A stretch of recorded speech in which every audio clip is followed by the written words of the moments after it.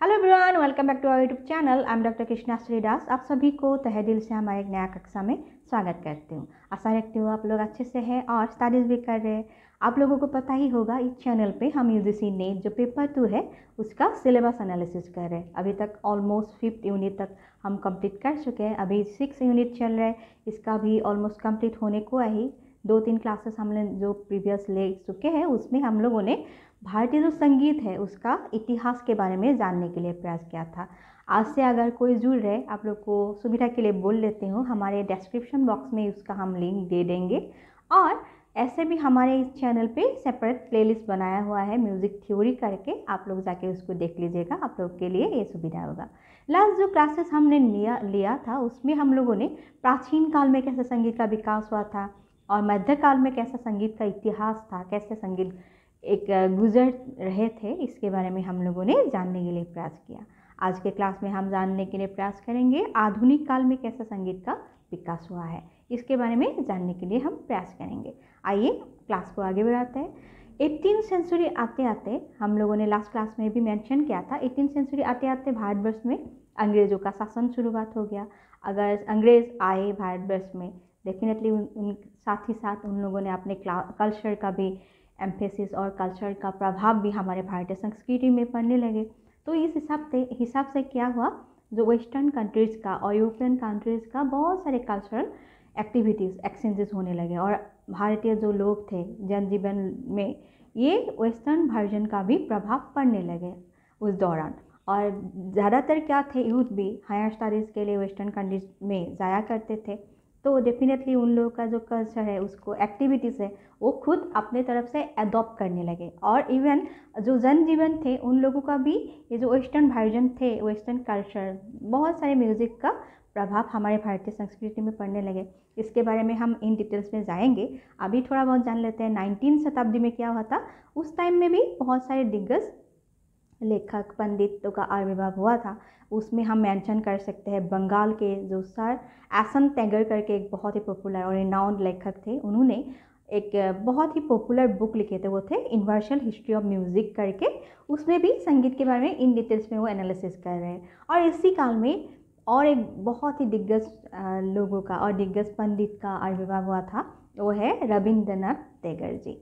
ये उन्होंने भी एक संगीत का अलग सा शैलियाँ उन्होंने शुरुआत किया। आप लोगों का वो पता ही होगा, उन्होंने जो संगीत लिखे थे, उनके जो गायन और राइटिंग जो थे, रिटन फॉर्मेट पे जितने सारे गीत थे, उसको रविंद्र संगीत करके जाना जाते थे और पॉपुलर होते थे। और आधुनिक काल में क्या होते थे, सर्वप्रथम जो थाट वगैरह आप लोगों ने सुना हुआ है, ये बिलावल थाट को ही शुद्ध थाट उस टाइम में आधुनिक काल में मान के 1813 में एक पंडित आए मोहम्मद रजा करके, उन्होंने क्या है नगमाते आसिफी लिखा। उसमें भी बहुत सारे संगीत के ऊपर इन डिटेल्स में वो लिखे और उसके बारे में मेंशन किया। और मैंने ऐसे बताया जो इस पीरियड में 18th सेंचुरी से ही शुरुआत हो गया। हमारे जो भारतीय ओन कल्चर और ओन हमारे जो हिंदुस्तानी संगीत पद्धति और संगीत थे, उसमें थोड़ा बहुत एक डामाडोल परिस्थिति का प्रादुर्भाव हुआ, ऐसे हम कह सकते हैं। ये जो परिस्थिति थे, इसके दौर से हमें उठाने के लिए, हमें उस परिस्थिति से निभाने के लिए और परिस्थिति से निकालने के लिए दो दिग्गज पुरुष आए। इनके नाम अभी हम लेना पड़ेगा हमें, वो है पंडित विष्णु नारायण भातखंडे जी और पंडित विष्णु दिगंबर पुलस्कर जी। आप लोग शायद अभी जो भातखंडे और पुलस्कर जी के बहुत सारे लिखे हुए गायन, राग, ख्याल वगैरह आप लोग गाते हैं। और ऐसे भी मैं आप लोग के सुविधा के लिए बोल लेती हूँ, हमारे वीकेंड में हमारे प्रैक्टिकल क्लासेस लिया जाता है और इसमें जो प्लेलिस्ट है ऑनलाइन म्यूज़िक करके, ऑनलाइन म्यूज़िक क्लासेस करके सेपरेट प्लेलिस्ट बनाया हुआ है। उसमें हम रागों का, राग के बारे में और राग, बहुत सारे ख्याल और बहुत सारे रागों के ऊपर हम क्लासेस ले रहे हैं। अब आप लोग जाके, आप लोग के लिए सुविधा भी होगा, सैटरडे संडे क्लासेस होते हैं, उसमें इन डिटेल्स में बहुत सारे रागों का हुआ है, प्रैक्टिकल क्लासेस लिया हुआ है। तो उसमें भी हमें ये जो विष्णु नारायण जो भातखंडे जी है, विष्णु दिगंबर पुलस्कर जी है, उन्होंने क्या किया, हमारी ये जो परिस्थिति थे, ये जो मतलब एक दाबाडोल परिस्थिति थे हमारे भारतीय संस्कृति का और भारतीय जो संगीत का, इस टाइम में ये दोनों दिग्गज ने हमारे संस्कृति के, हमारे संगीत के उद्धार और प्रचार और प्रसार के दौर में इन दोनों ने बहुत ज़्यादा योगदान किया। उन दोनों ने क्या किया, भारतीय संस्कृति में विकास के लिए देश के भिन्न भिन्न प्रांत में, इवन वर्ल्ड के भिन्न भिन्न प्रांत में बहुत सारे कॉन्फ्रेंसेस वगैरह, जो संगीत सम्मेलन इस टाइप का आयोजन करने लगे विकास के लिए। और बहुत सारे राग इन दोनों के हाथों से लिखा गया है। हम अभी भी गाते हैं, भातखंडे जी का लिखे हुए ख्याल गाते हैं, कितने सारे राग उन लोगों का ही देन है। और देश के भिन्न प्रांत में उन लोगों ने संगीत के विकास के लिए बहुत सारे भिन्न प्रांत में सम्मेलन आयोजन किया। और इस हिसाब से क्या हुआ, लोग जो जनजीवन थे वो लोग शामिल होने लगे संगीत के प्रति, उन लोगों का रुझाव बढ़ने लगा। और उस टाइम में ही क्या हुआ, रेडियो का आविर्भाव हो गया, रेडियो का टेक्नोलॉजी का जो विकास का दौर शुरुआत हो गया। इस हिसाब से हमारे जो भारतीय संस्कृति में एक एरा हुआ, टेलीविज़न आ गया, रेडियो का प्रभाव पड़ा और फिल्म इंडस्ट्री जो है उसका भी प्रभाव पड़ने लगा। और इस हिसाब से जो हम रेडियो से बहुत सारे गाने सुनने लगे जो विदेशों का और सारे वर्ल्ड का भिन्न प्रांत का संगीत हमें सुनने को मिला, बहुत अच्छे से संगीत सुनने को मिला। फिल्म के ज़रिए हम बहुत मतलब कानों को सुकून देने वाला संगीत हम सुनने को मिले मूवीज़ के ज़रिए। और ये जो बाकी जो ख्याल, राग और जो कव्वाली वगैरह और ठुमरी वगैरह ये चलते आए। और साथ ही साथ हम लोगों ने जो फिल्म सॉन्ग और रेडियो के ज़रिए भी हम बहुत सारे गाने वगैरह हम सुनने लगे। और जो संस्कृति और हमारे जो संगीत में 60s में आते 60s का दौर आते क्या हुआ, जो डिस्को फॉर्मेट का संगीत के ऊपर हमारे जो भारतीय लोक जीवन है उनकी तरफ एक रुझाव बढ़ने लगा। और साथ ही साथ वेस्टर्न वर्जन में पहले क्लास के बिगिनिंग में मेंशन किया था, जो जैज़ म्यूज़िक हो गया, हिप हॉप हो गया, इस टाइप का जो संगीत के प्रति भी हमारे जो यूथ थे, हमारे जो लोकल पीपल और भारतीय जो नागरिक हैं उन लोगों को उसके प्रति भी रुझाव धीरे धीरे बढ़ने लगा। और आधुनिक काल में ये कह सकते हैं हम, जो हमारे जो शास्त्रीय संगीत है और हमारे जो हिंदुस्तानी संगीत है उसके साथ ही साथ सारे वर्ल्ड का संगीत का भी प्रभाव हमारे संस्कृति में पड़ने लगे। एक अच्छी तरह से एक मतलब हम विकास के दौर में जो संस्कृति का और कल्चरल का एक्सचेंजेस अगर हुए तो ये अच्छे के लिए ही है।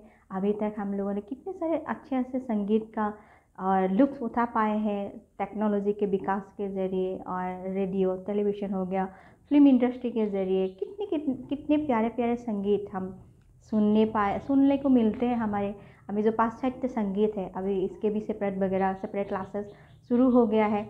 और अगर हम शास्त्रीय संगीत और हमारे हिंदुस्तानी संगीत के बारे में बोले, 80s और 70s से शुरू हो गया था। स्कूल में भी एक संगीत एक सेपरेट विषय और एक सेपरेट सब्जेक्ट करके लेने लगा।